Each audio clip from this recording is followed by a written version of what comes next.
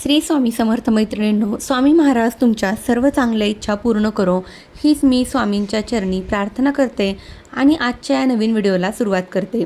जर एखादी व्यक्ती तुम्हाला विनाकारण त्रास देत असेल, तुम्ही अगदी निर्दोष आहात, परंतु ही व्यक्ती तुमच्या मागे अगदी हात धुवून लागलेली असेल, तर अशा व्यक्तीपासून मुक्तता होण्यासाठी आपण हा 7 लवंगाचा उपाय जो आहे तर तो करणार आहेत। तुम्ही बघितलं असेल की अनेक लोक कमजोर लोकांच्या पाठीशी लागत असतात, त्यांना विनाकारण त्रास देत असतात। तर आज जो उपाय मी तुमच्यासोबत शेअर करणार आहे तर हा उपाय शत्रुनाशक आहे। शत्रूंना नष्ट करण्यासाठी आपल्याला हा उपाय करायचा आहे।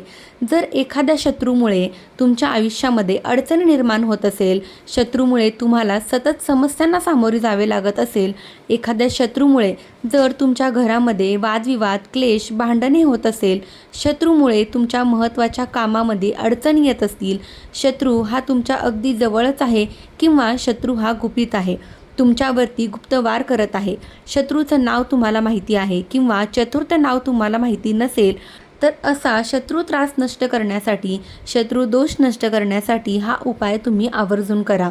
हा उपाय आपल्याला 7 लवंगाचा करायचा आहे।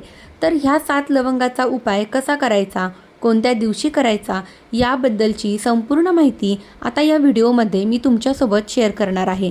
त्यामुळे तुम्ही हा व्हिडिओ स्किप न करता शेवटपर्यंत नक्की पहा आणि आपल्या चॅनलवरती जर नवीन असाल तर चॅनलला सबस्क्राईब नक्की करा आणि असेच माहितीपूर्ण नवनवीन व्हिडिओ पाहण्यासाठी बेल आयकॉनलाही प्रेस करा, म्हणजे जेव्हा कधी मी नवीन व्हिडिओ अपलोड करेल त्याचं नोटिफिकेशन सर्वात अगोदर तुम्हाला भेटेल आणि तुम्ही एक पण व्हिडिओ मिस करणार नाहीत। आज या व्हिडिओमध्ये जो उपाय मी तुमच्यासोबत शेअर करणार आहे तर हा उपाय आपल्याला शनिवारच्या रात्री करायचा आहे। कोणत्याही शनिवारच्या रात्री तुम्ही हा जो उपाय आहे तर तो करू शकता। रात्रीच्या वेळी जास्त प्रमाणामध्ये तंत्रमंत्र, विद्या यासारख्या क्रिया ज्या असतात तर त्या जास्त प्रमाणामध्ये केल्या जातात आणि म्हणून हा उपाय देखील आपल्याला रात्रीच्याच वेळी करायचा आहे। सायंकाळी 6 नंतर रात्रीपर्यंत तुम्ही हा उपाय कधीही करू शकता। उपाय करण्यासाठी आपल्याला 7 लवंगा लागणार आहेत। लवंग घेताना अखंड घ्यायच्या आहेत। अखंड म्हणजे कुठेही तुटलेल्या फुटलेल्या नसणाऱ्या ज्या लवंगांना अख्खी फुलं असतात, तर अशा 7 लवंगा ज्या आहेत त्या तुम्हाला घ्यायच्या आहेत। घेताना त्या तुम्ही अगोदर कुठेही वापरलेल्या नसाव्या। तुमच्या स्वयंपाकघरामध्ये लवंग आहे त्यातील तुम्ही 7 काढल्या तरीसुद्धा चालेल, परंतु घेताना त्या लवंगा तुम्ही अगोदर पूजेमध्ये वापरलेल्या नसाव्या। अशा नवीन 7 लवंगा ज्या आहेत तर त्या तुम्हाला नवीन घ्यायच्या आहेत। हा उपाय करण्यासाठी 7 लवंगा आपल्याला आपल्या उजव्या हातामध्ये घ्यायच्या आहेत आणि आपल्या घरामध्ये जी दक्षिण दिशा आहे तर त्या दक्षिण दिशेला तोंड करून तुम्हाला बसायचं आहे। आता बऱ्याच जणांना दक्षिण दिशा कुठली आहे हे लवकर समजत नाही। जर तुम्ही पूर्वेकडे तोंड करून तुमचे दोन्ही हात जर समोर केले तर तो तुमचा उजवा हात जो आहे तर तो दक्षिण दिशेला येईल, तर ती दक्षिण दिशा मानली जाते। त्या दक्षिण कोपऱ्याला तुम्हाला तोंड करून बसायचं आहे किंवा तुम्हाला तुमच्या घराची दक्षिण दिशा माहिती आहे तर त्या दिशेने तोंड करून बसायचं आहे। यानंतर या 7 लवंगा ज्या आहेत त्या आपल्या उजव्या हातामध्ये घेऊन आपल्या शत्रूचं नाव घ्यायचं आहे। शत्रूचं पूर्ण नाव घेण्याची गरज नाही, फक्त शत्रूचं जे नाव आहे ते तुम्हाला घ्यायचं आहे। त्यानंतर आपल्या उजव्या हाताची मूठ आहे तर ती मूठ उघडी करायची आहे आणि शत्रूचं नाव घेऊन तुम्हाला 21 वेळा त्या लवंगावरती फुंकर मारायचे आहे। यानंतर तुम्हाला 3 ते 4 कापराच्या वड्या एका प्लेटमध्ये ठेवायच्या आहेत आणि या लवंगा तुम्हाला त्यावरती ठेवून जाळायच्या आहेत। जाळल्यानंतर जी काही राख असणार आहे ती राख तुम्हाला घेऊन तुमच्या शत्रूच्या अगदी घराजवळ आहे तिथे तुम्ही सहज जाऊ शकत असाल तर अशा वेळी त्या लवंगाची राख घेऊन तुम्हाला शत्रूच्या घराच्या अंगणात किंवा घरामध्ये किंवा आजूबाजूला टाकून द्यायचे आहे। जर ते शक्य नसेल, शत्रू खूप लांब आहे, तुम्हाला ही राख टाकणं शक्य नसेल, तर मग ही राख जी आहे तर ती तुम्ही दक्षिण दिशेलाच टाकून द्यायची आहे।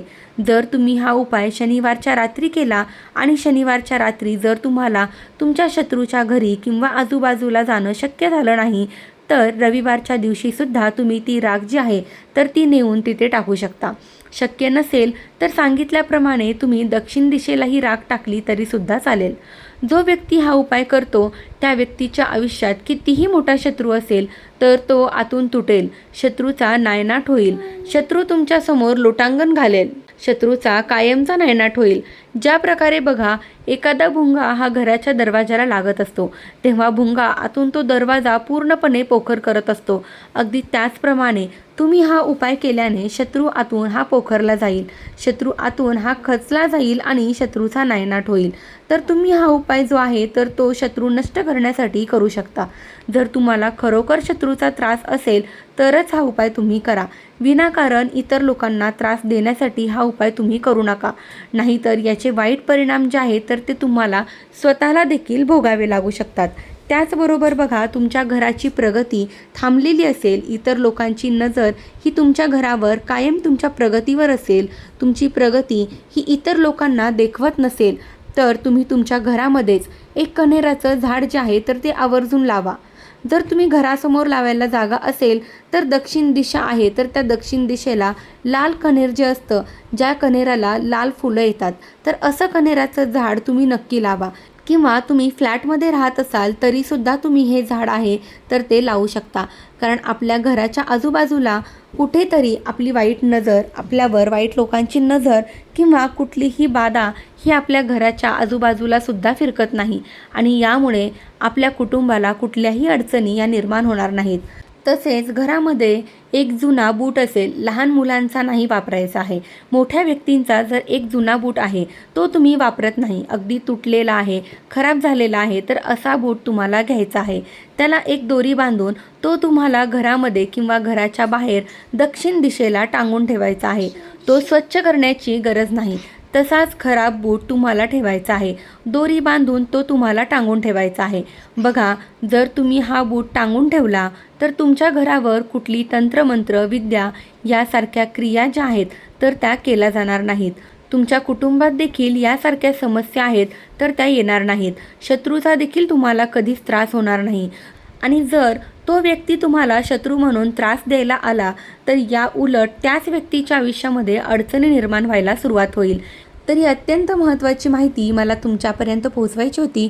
माहिती आवडली असेल तर व्हिडिओला लाईक करा, शेअर करा आणि आपल्या मित्रपरिवारासोबत नक्की शेअर करा. धन्यवाद. श्री स्वामी समर्थ.